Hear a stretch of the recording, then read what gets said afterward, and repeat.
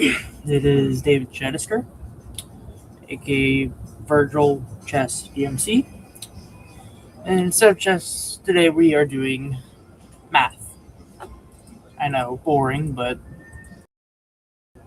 education is hard nowadays, and I feel like I have obligated myself to try and help those who need to learn math. And this will be for everyone in high school up to early level college, since that's as far as my knowledge goes for now. So, today we're going to be talking about grade 9, Algebra 1, and all that. And then as more streams are made, we're going to, not quickly, but eventually get our way to calculus, which is my favorite part of math. So today we are going to talk about functions. What is a function, you may ask? A function is an equation.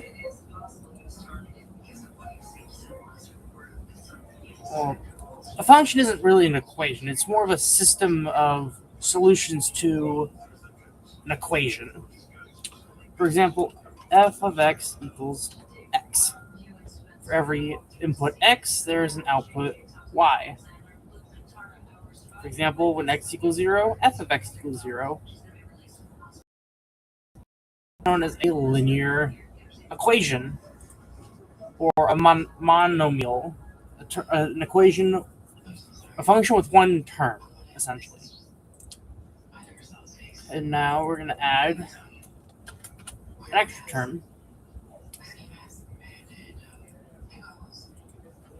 Linear equations have fun little transformations. So a linear equation can be described as ax as mx plus b, where m equals rise over run, which is, I believe, y over x. More specifically, it is y2 minus y1 over x2 minus x1.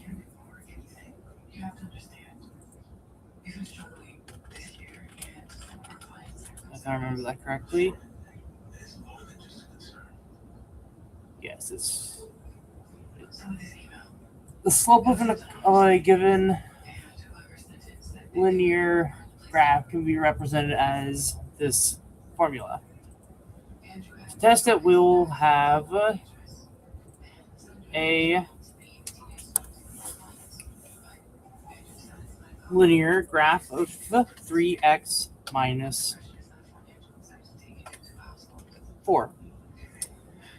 We want to know what m is. Of course, we could observe and see that it is 3. But we want to actually calculate it and prove it without simple observations. So in order to do that, let me chat so I can see recommendations. We are going to input a y2 and y1 coordinate and an x and its associated x2 and x1. So let's select an integer on the graph.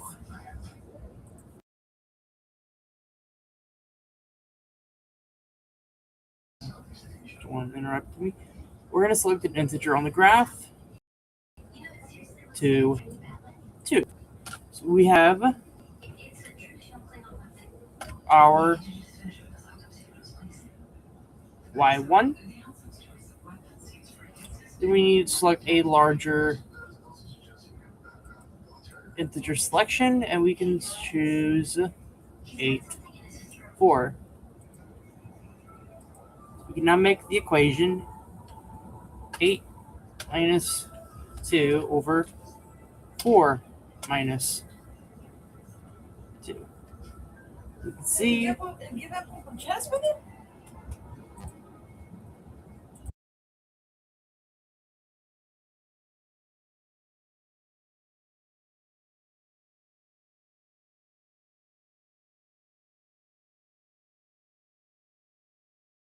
once again.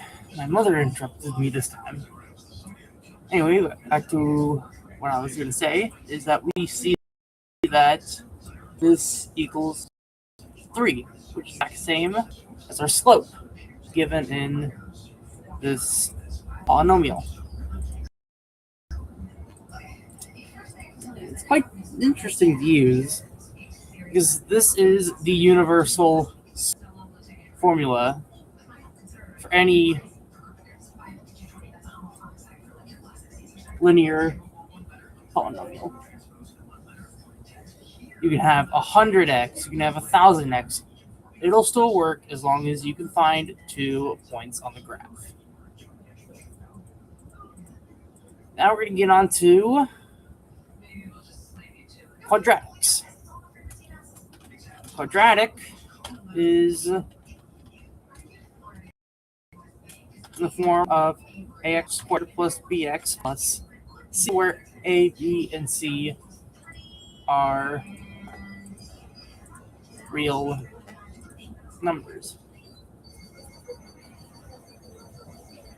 And quadratics actually have a use in a lot of the real world.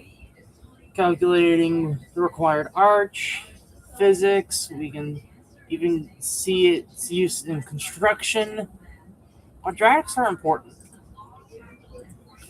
So, one thing about quadratics is they always have less than or equal to roots. For example, I will type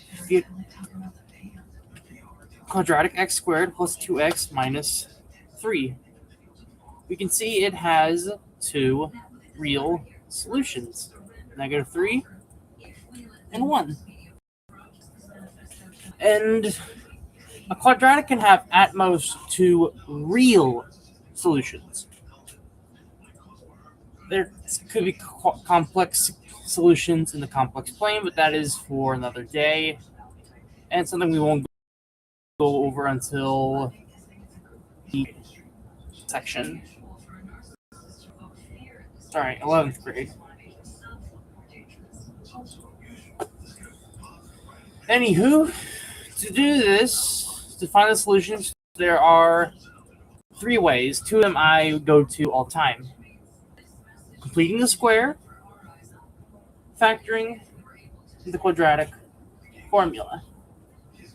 Now, I will go over the factoring and the quadratic formula since, for me, those are the easiest to remember. I was never good with completing the square. It was a nightmare to do. So you can see here that we have this quadratic. We want to know what are its factors and therefore solutions. To do this, we can look at the linear section of the quadratic. 2x minus 3. And essentially, you're going to have to ask,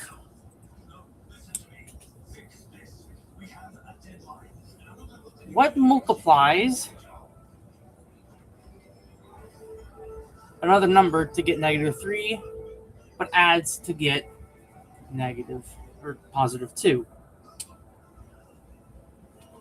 Essentially,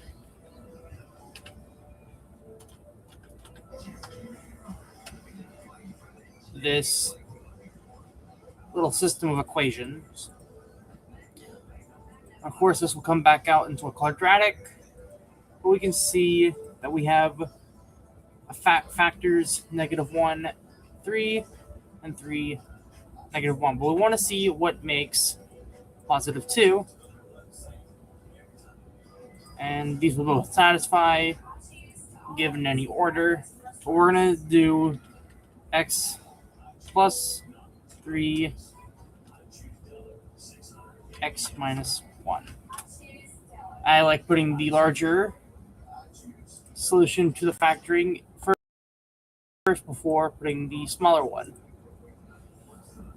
And then we have the quadratic formula, which is x equals negative b plus or minus, but since this one doesn't allow plus or minus, we're just going to have to separate it, plus square root of b squared minus 4ac all over 2a. Let me type the other one in so y'all can understand it. And this gives the solution to every quadratic. It's a generalized formula, unlike factoring or completing the square. Those only work with integer coefficients. And for example, let's get rid of these graphs. I want to find the solution to 2 minus 8x plus 2. And we can see we have messy solutions. That's where the quadratic formula comes in. But of course, you can always factor first. In this case, we can factor a 2 to get x squared minus 4x plus 2.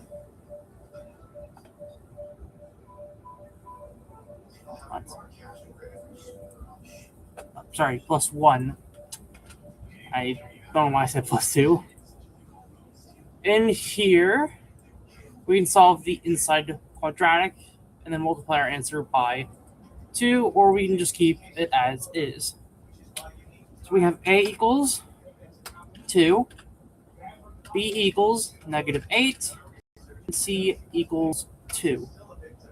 And you can immediately see our quadratic formula spits out the solutions, but let's go ahead and do it by hand. X equals negative parentheses negative 8 plus the square root of parentheses negative 8 squared minus 4 times 2 times 2 all over 2 times 2. Simplify this further, we get x equals 8 plus the square root of 64 minus 16 all over 4. We can simplify this further to get x equals 8 plus the square root of 48 over 4. And when dealing with a square root, we can actually simplify them using a division method. So here, we want to simplify root of 48. We can do this by dividing it by 2. And if it's divisible by 2, we can divide it again. And we always have to use the smallest number available. So in this case, we divide by 2 again. 6, 2 is 3, and 3 divided by 3 is 1. So we can turn this into a radical by combining our terms. 2 times 2 is, we combine the 2's, so we get 4 root of 3. We always keep the outliers inside the root. So we can simplify this as x equals 8 plus 4 square root of 3 over 4. And now it's nice and even. We can divide this by 4, I believe, to get 2 plus root of 3. And that is solution 1. And you can always check the other side. Since all this is tedious and takes time, I will not try to make the negative solution, but we can just see it's 0.26. Well, simplified to 2.7 for rounding reasons. And that is our quadratics. If you're wondering if a quadratic has real solutions, well, if I remember correctly, it has to satisfy the condition plus b squared plus 4ac greater than or equal to 0. If I remember correctly.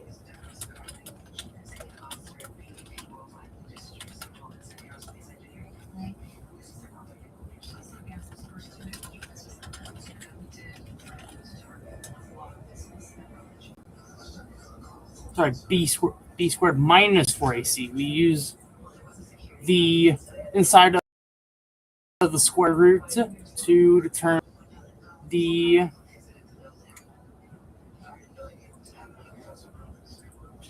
if the equation has one real solution, two real solutions, or no real solutions.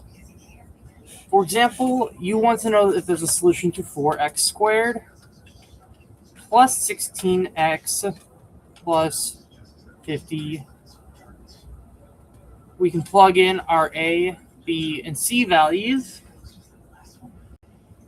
So we can do b equals 16, a equals 4, c equals 50. And if this side is less than 0, then it has no real solutions.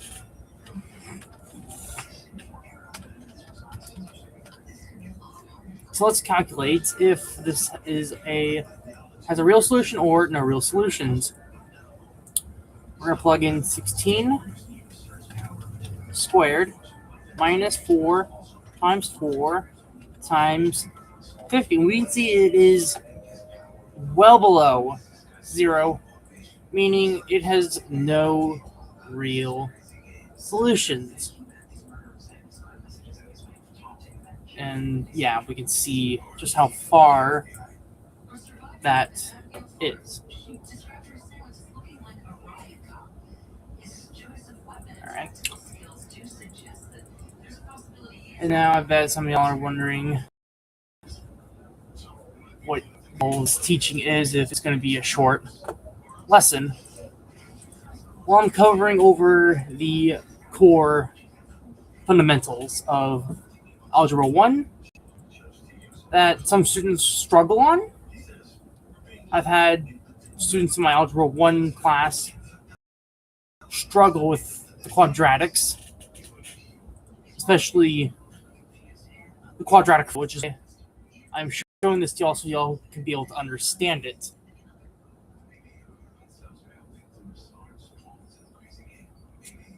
Whatever this is, I'm going to disregard this.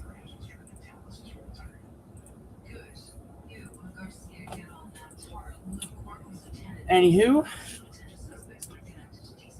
that is all I have for today. And hello, Riyadh. Welcome to the stream. I was just about to dismiss my educational lesson. But I suppose since you're here, we could go on a little longer, unless there's something you want to learn about. Like I can actually be able to take the time to understand what you want me to do. And no, I insist, Riyadh. I insist. If there's something you want to learn about, go ahead and ask me what you want to learn about, and I'll try my best to. Oh, you finished your Calc 2 classes. All right. Well, at the beginning of the stream, I stated that I only know anything from high school classes to the fundamentals of calculus and other subjects. But if there's anything you want to learn that you haven't already learned that I have somehow, then you are free to let me know what you want to learn, and I'll see if I can do Desmos or another app. But I'm glad you could come on and watch.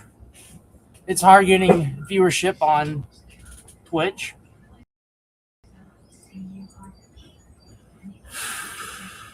It's really hard getting viewership on Twitch.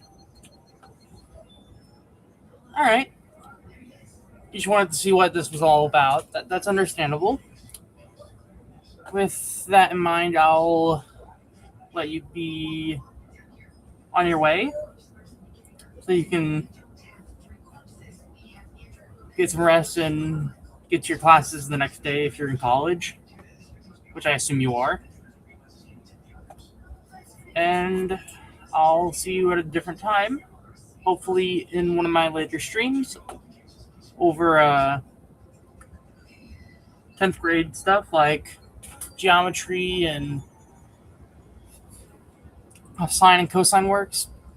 But yeah, I'll see you if I'll make sure to announce it just so you can be able to hop on and watch.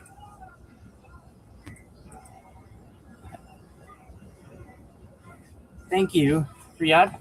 I'll take that into consideration, and I wish you good luck. And that'll be it for. Thank you, Riyadh. I appreciate that.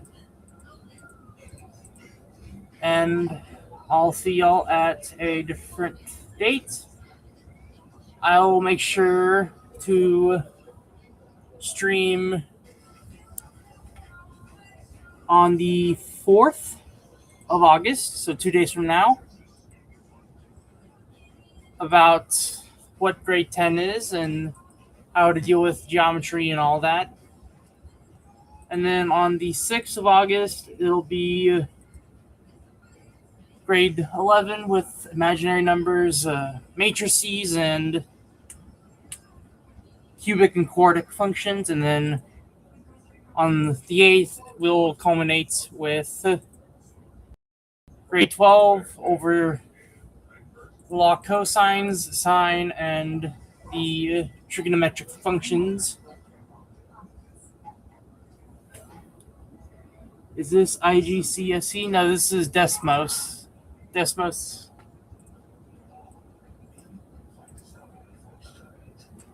I have no idea what IGCSE is, but I'm glad you mentioned that.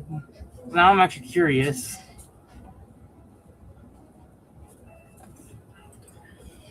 And as I was saying, and then on the 10th, I can take some time off and try and help with Calc 1, at least the fundamentals, like the fundamental theorem of calculus.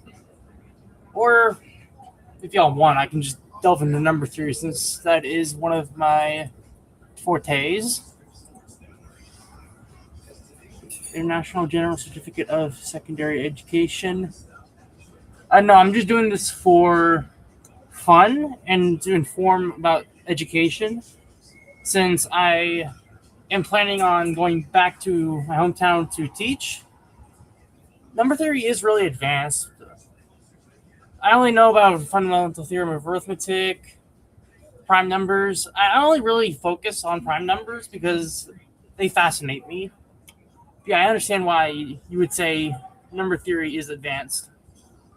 I do also know set theory and what is it? A bit of topology. But other than that, it's really limited on my information.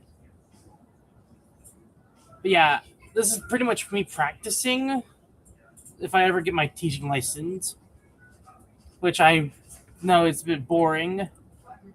But I do try my best to make it as interactive and fun as possible. And no, I'm trying to actually go for a master in math once I'm done with my bachelor year.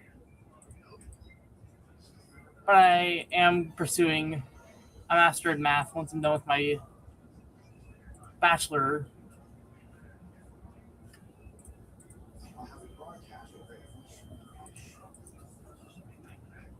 I appreciate you asking that because it's opening myself up to the viewers, and so that I can understand where my strengths and weaknesses are. Thank you, Riyadh. And before you go, I would like to note that I am on the autism spectrum, so if there's things I overlook or miss, then y'all can let me know, and I'll be able to fix it and be able to understand where the error is. Anywho, I'll leave you to your day, Mr. Riyadh, and I would like to thank you for hopping in and talking with me. I don't get much viewership, so it's a bit of socialization. Anywho, that is it for today. August 4th will be grade 10, and I'll see y'all next time. Until then, make sure to learn to your fullest extent and get out of here.